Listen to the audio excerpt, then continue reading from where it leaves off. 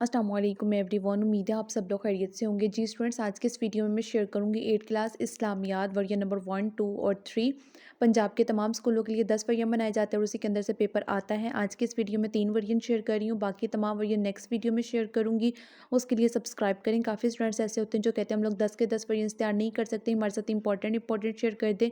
तो आप लोग की आसानी के लिए वर्जन 1 से वर्जन नंबर 10 तक जो बार बार MCQs और जो क्वेश्चन आंसर रिपीट हो रहे होंगे ना, जस्ट वो शेयर कर दूँगी, फिर आप लोग वही तैयार कर लीजिएगा। उसके लिए सब्सक्राइब कर लें ताकि जैसे ही निचोड़ वाली वीडियो अपलोड हो या बाकी तमाम 10 वर्जन अपलोड हो, आप लोगों तक नोटिफिकेशन सबसे पहले पहुंच सके, कोई भी वीडियो मिस ना हो। सबसे पहले हमारे पास MCQs हैं। टोटल 10 MCQs है। MCQs 1.5 मार्क्स का, टोटल 15 मार्क्स के MCQs है। 35 मार्क्स का सब्जेक्टिव पेपर है। 50 मार्क्स का ओवरऑल पेपर है। 2 घंटे का टाइम दिया जाएगा पेपर अटेम्प्ट करने के लिए। सबसे पहले MCQs देखते हैं, उसके बाद इसी वीडियो के लास्ट में इनके सब्जेक्टिव पेपर भी देखेंगे। हिस्सा अव्वल मारूजी सवालात है जी। सबसे पहले MCQs नंबर 1 है, उसका करेक्ट आंसर बनता है ए। MCQs नंबर 2 है, उसका करेक्ट आंसर बनता है हमारे पास बी, मेज़बान के लिए। MCQs नंबर 3 है, कायनात का हर काम अल्लाह की मर्ज़ी से होता है, ये अकीदा कहलाता है, तो इसका करेक्ट आंसर बनता है बी। MCQs नंबर 4 है हमारे पास, उसका करेक्ट आंसर बनता है डी यानी कि इबादत। उसके बाद नेक्स्ट MCQs नंबर 5 की तरफ आ जाते हैं। नेक्स्ट MCQs नंबर 5 है, उसका करेक्ट आंसर बनता है बी, आँखों की। MCQs नंबर 6 है, उसका करेक्ट आंसर बनता है सी। MCQs नंबर 7 है, उसका करेक्ट आंसर बनता है हमारे पास सी। उसके बाद MCQs नंबर 8 का है बी। MCQs नंबर 9 का सी है, मरीज़। और MCQs नंबर 10 का आंसर बनता है बी।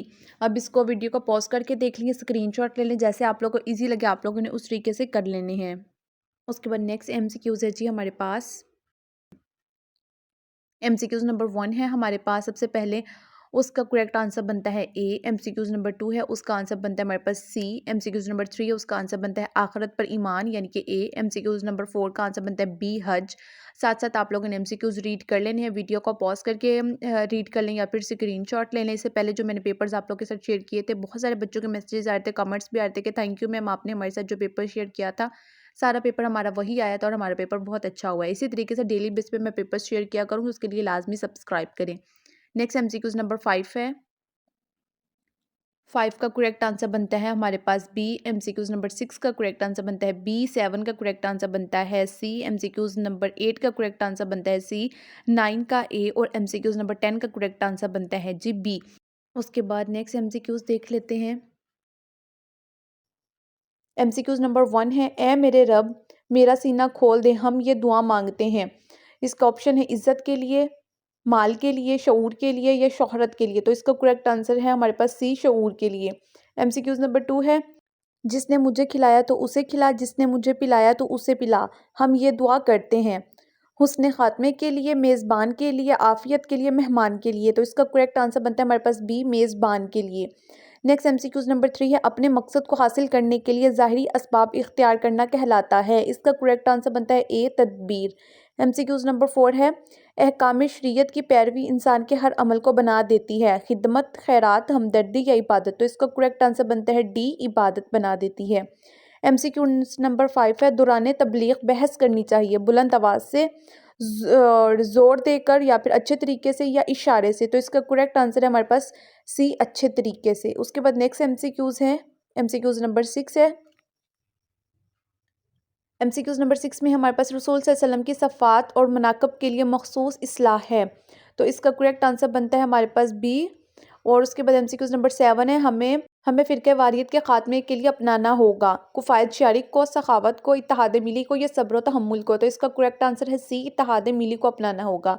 नेक्स्ट MCQs है हमारे पास MCQs नंबर 8, इसका करेक्ट आंसर बनता है सी, बदगुमानी से। MCQs नंबर 9 है, वो ख़ास लोग जो किसी बिना पर अपना खुद काम नहीं कर सकते कहलाते हैं, मुफलिस, माज़ूर, मगरूर या महसूर, तो इसका करेक्ट आंसर है बी, माज़ूर कहलाते हैं। MCQs नंबर 10 है जी, इस्लाम में ऐसी ज़ख़ीरा अंदोज़ी मना है जिससे, इसका करेक्ट आंसर है हमारे पास बी, अशिया की कमी हो जाए।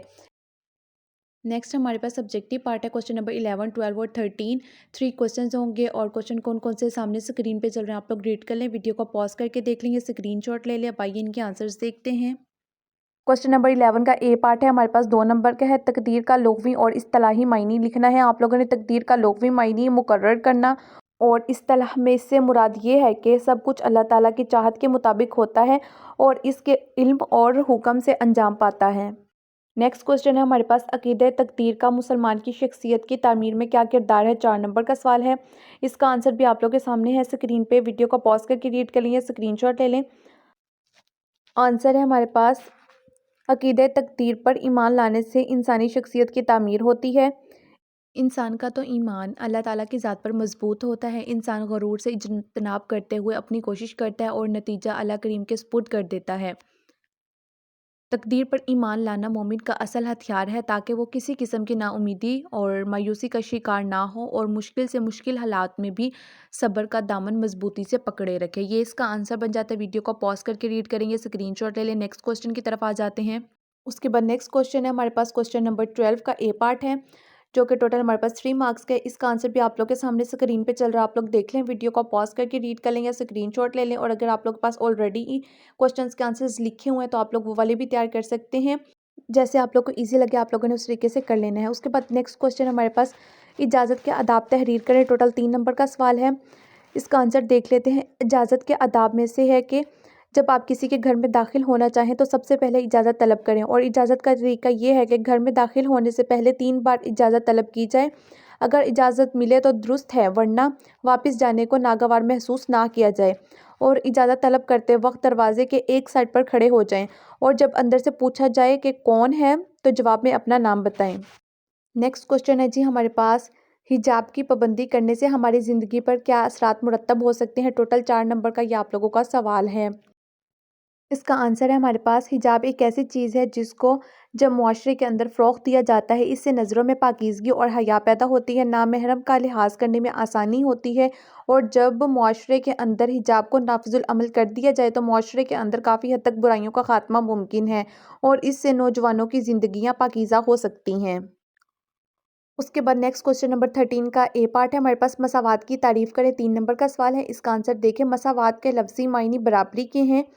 इस्तिलाह में किसी इंसान को रंग, नस्ल, माश की बुनियाद पर दूसरों पर कोई बरतरी हासिल नहीं है। नेक्स्ट क्वेश्चन है हमारे पास, नबी करीम सल्लल्लाहु अलैहि वसल्लम के अस्वा-ए हुस्ना से हमें कैसे मसावात का दर्स मिलता है? तो इसका आंसर भी आप लोगों के सामने स्क्रीन पे चल रहा है, आप लोग देख लें। वीडियो को पॉज करके देखेंगे, स्क्रीनशॉट ले लें। नबी करीम सल्लल्लाहु अलैहि वसल्लम ने हमेशा कमज़ोरों का साथ दिया और समाजी तकसीम ख़त्म करने में अहम किरदार अदा किया। यहाँ से लेके एंड तक इसका आंसर बन जाता है। वीडियो को पॉज करके रीड करें या स्क्रीनशॉट ले लें, जैसे आप लोगों को ईजी लगे आप लोगों ने उस तरीके से कर लेना है। और अगर ऑलरेडी लिखा हुआ है तो वहाँ से तैयार कर लें। इसी तरीके से अगला सवाल है हमारे पास, जो कि लास्ट क्वेश्चन है इस पेपर का, नस्ली तासुब के ख़ात्मे के लिए हमें किन इस्लामी खसूसियात को मुआशरे में फ़रोग़ देना चाहिए? तो इसका आंसर है हमारे पास सामने स्क्रीन पे चल रहा है। नबी करीम सल्लल्लाहु अलैहि वसल्लम ने रियासत मदीना में मसावात और बराबरी का असूलों का रिवाज दिया। हमें चाहिए कि इस्लामी अदल और मसावात पर मबनी तालीमात पर अमल करें। मुआशरे के तमाम अफराद और तबकात पर यकसा तौर पर कानून की अमल दरामदी को यकीनी बनाया जाए ताकि मुआशरे से बेचैनी का ख़ात्मा हो सके। मुआशरे के तमाम अफराद को उनके हकूक़ हासिल हों और अफराद मुआशरे को खुशियाँ और मुसर्रत हासिल हो। ये हमारे पास क्वेश्चन बन जाता है कि आप लोगों ने वीडियो को पॉज करके रीड कर लेना है या स्क्रीनशॉट ले लें। उसके बाद नेक्स्ट सब्जेक्टिव पेपर है, ये क्वेश्चन आंसर्स रीड कर लें, उसके बाद इसके आंसर्स देखते हैं। सबसे पहले क्वेश्चन नंबर 11 है, उसका पहला सवाल है हमारे पास, हज और उम्रे में फ़र्क बताना है। तो इसका करेक्ट आंसर आप लोग के सामने स्क्रीन पे है। हज ज़िलहज के महीने में मखसूस अय्याम के अलावा अदा नहीं हो सकता। यहाँ से लेके इसका लास्ट तक आंसर है सर के बाल कटवाना शामिल है। तो यहाँ तक इसका आंसर होगा। टोटल 4 नंबर का है। वीडियो को पॉज करके रीड कर लें या फिर स्क्रीनशॉट ले लें, जैसे आप लोग को ईजी लगे उस तरीके से कर लें। अगला सवाल है हमारे पास, रसूल सल्लल्लाहु अलैहि वसल्लम ने अपनी ज़िंदगी में कितने हज और कितने उम्रे फरमाए? 2 नंबर का है। तो आप सल्लल्लाहु अलैहि वसल्लम ने अपनी ज़िंदगी में 1 हज और 4 उम्रे अदा फरमाए। नेक्स्ट क्वेश्चन है हमारे पास, हज के कोई से 4 मुशर्रती फ़वाइद बताने हैं। सबसे पहला है, हज के ज़रिए मुसलमान को दर्जल मुशर्रती फ़वाइद हासिल होते हैं। हज से इत्तेहाद का इजहार होता है, हज से मसावात का इजहार होता है, बाहमी ताउन की फ़िज़ा हमवार होती है और एक दूसरे से मुलाकात का मौका मिलता है। टोटल 4 नंबर का ये सवाल है। आप लोगों का वीडियो को पॉज करके देख लेंगे, स्क्रीनशॉट ले लें। और अगर इनके आंसर्स आप लोगों के पास ऑलरेडी लिखे हुए हैं तो वहाँ से भी आप लोग इनके आंसर्स तैयार कर सकते हैं। मैं आप लोग की आसानी के लिए साथ साथ आंसर्स भी शेयर कर रही हूँ। और डेली बेसिस पे आप लोगों ने पेपर्स देखने के लिए लाजमी सब्सक्राइब करके बेल आइकन के बटन को प्रेस करना है, ताकि जैसे ही कोई न्यू वीडियो अपलोड हो आप लोगों तक उसका नोटिफिकेशन सबसे पहले पहुंच सके, कोई भी वीडियो मिस ना हो। नेक्स्ट क्वेश्चन 12 है, जो कि टोटल 3 मार्क्स का है। इसका आंसर भी आप लोग के सामने स्क्रीन पे चल रहा है, देख लें, वीडियो को पॉज करके देख लें या स्क्रीनशॉट ले लें। उसके बाद नेक्स्ट क्वेश्चन है, इजाज़त के आदाब तहरीर करने। 3 नंबर का सवाल है, इसका करेक्ट आंसर है इजाज़त के आदाब में से है कि जब आप किसी के घर में दाखिल होना चाहें तो सबसे पहले इजाज़त तलब करें, और इजाज़त का तरीका ये है कि घर में दाखिल होने से पहले 3 बार इजाज़त तलब की जाए। अगर इजाज़त मिले तो दुरुस्त है, वरना वापस जाने को नागवार महसूस ना किया जाए, और इजाज़त तलब करते वक्त दरवाजे के एक साइड पर खड़े हो जाएं, और जब अंदर से पूछा जाए कि कौन है तो आप जवाब में अपना नाम बताएं। तो इसका ये आंसर होगा, वीडियो को पॉज करके देख लीजिए, स्क्रीनशॉट ले लें। नेक्स्ट क्वेश्चन है हमारे पास, हिजाब की पाबंदी करने से हमारी ज़िंदगी पर क्या असर मुरतब होता है, क्या असरात मुरतब होते हैं, अब वो लिखना है आप लोगों ने। सबसे पहले हमारे पास जो इसका आंसर है वो है जी, हिजाब एक ऐसी चीज़ है जिसको जब मुआशरे के अंदर फ़रोग़ दिया जाता है तो इससे नज़रों में पाकीज़गी और हया पैदा होती है, नामहरम का लिहाज करने में आसानी होती है, और जब मुआशरे के अंदर हिजाब को नाफिजुल अमल कर दिया जाए तो मुआशरे के अंदर काफ़ी हद तक बुराइयों का ख़ात्मा मुमकिन है, और इससे नौजवान की ज़िंदगियां पाकीज़ा हो सकती हैं। तो ये इसका आंसर हो जाएगा। अगर वो आप लोग के पास लिखा हुआ है तो आप लोग वो वाला भी तैयार कर लें। नेक्स्ट क्वेश्चन है हमारे पास, इत्तेहाद मिली से क्या मुराद है। 3 नंबर का सवाल है। आंसर है इसका, एक मुश्तरका अकीदे और नज़रिए की बदौलत एक होना इत्तेहाद मिली कहलाता है। टोटल 3 नंबर का ये सवाल है। नेक्स्ट क्वेश्चन है हमारे पास, इत्तेहाद मिली के हवाले से कोई 2 कुरानी आयात का तर्जुमा लिखना है।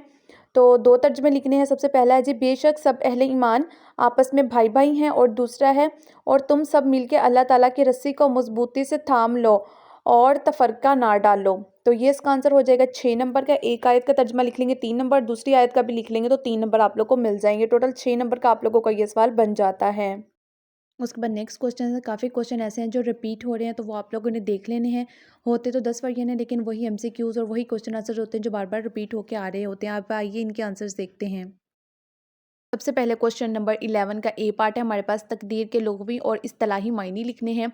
इसका आंसर आप लोग के सामने स्क्रीन पे चल रहा है, आप लोग देख लें, वीडियो को पॉज करके रीड करिए, स्क्रीनशॉट ले लें। जहाँ पे लिखा हुआ नमूने की जवाब की एक मिसाल, यहाँ पे है तकदीर का लुग़वी मायने मुकर्रर करना, और इस्तिलाह में इससे मुराद ये है कि सब कुछ अल्लाह ताला की चाहत के मुताबिक होता है और इसके इल्म और हुक्म से अंजाम पाता है। तो यहाँ पे हमारे पास ये क्वेश्चन कंप्लीट हो जाता है। वीडियो को पॉज करके रीड कर लें या फिर स्क्रीनशॉट ले लें। उसके बाद नेक्स्ट क्वेश्चन है हमारे पास, क्वेश्चन नंबर 11 का बी पार्ट, तकदीर मुबर्रम और तकदीर मुअल्लक के बारे में आप क्या जानते हैं। इसका आंसर नीचे देख सकते हैं।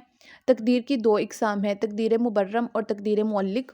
तकदीर मुबर्रम से मुराद वो तकदीर है जो अल्लाह ताला का आखिरी फ़ैसला है, जिसको अल्लाह ताला ने अपने हुक्म से लोहे महफूज में लिख दिया है और इसमें कोई तब्दीली नहीं होती। और तकदीर मुअल्लिक से मुराद वो तकदीर है जो इंसान के नेक अमल और दुआ की वजह से बदल जाती है। तो ये इसका आंसर है। वीडियो को पॉज करके रीड करेंगे, स्क्रीनशॉट ले लें। उसके बाद नेक्स्ट क्वेश्चन है हमारे पास, अकीदा तकदीर का मुसलमान की शख्सियत की तामीर में क्या किरदार है। 4 नंबर का सवाल है, इसका जवाब आप लोग नीचे देखें। अकीदा तकदीर पर ईमान लाने से इंसान शख्सियत की तामीर होती है। इंसान का तो ईमान अल्लाह ताला की ज़ात पर मजबूत होता है। इंसान गुरूर से इज्तनाब करते हुए अपनी कोशिश करता है और नतीजा अल्लाह करीम के सुपुर्द कर देता है। तकदीर पर ईमान लाना मोमिन का असल हथियार है, ताकि वो किसी किस्म की नाउमीदी और मायूसी का शिकार ना हो और मुश्किल से मुश्किल हालात में भी सब्र का दामन मजबूती से पकड़े रखे। इसी तरीके से फिर हमारे पास नेक्स्ट क्वेश्चन नंबर 12 है, ग़ज़वा खैबर की जंगी तैयारी के बारे में आप क्या जानते हैं। इसका आंसर है हमारे पास, नबी करीम सल्लल्लाहु अलैहि वसल्लम ने खैबर की तरफ लश्कर कुशी का इरादा फरमाया और यहूदियों की साजिशों और रेशादोनियों से छुटकारा पाने के लिए 1400 के करीब मुजाहिदीन पर मुश्तमिल एक लश्कर तैयार किया। इस लश्कर को नबी करीम सल्लल्लाहु अलैहि वसल्लम ने खुफिया रखा। ये इसका आंसर बन जाता है। अगर आप लोगों के पास ऑलरेडी लिखे हुए हैं तो आप लोग वहाँ से भी तैयार कर सकते हैं, नहीं तो आप लोग यहाँ से तैयार कर लें। नेक्स्ट क्वेश्चन है हमारे पास, ग़ज़वा खैबर में हज़रत अली रज़ी अल्लाह ताला अन्हु की शजाअत का कोई एक वाक़या अपने अल्फाज में बयान करने। 4 नंबर का है। इसका आंसर भी आप लोग के सामने है जी। ग़ज़वा खैबर के दौरान हज़रत अली ने अपने साथियों के साथ किला नाइम की ज़र्फ़ पेशकदमी की और नबी करीम सल्लल्लाहु अलैहि वसल्लम की हदायत की रोशनी में पहले यहूदियों को इस्लाम की दावत दी, मगर वो इनकार करके मुकाबला करके सामने आ गए।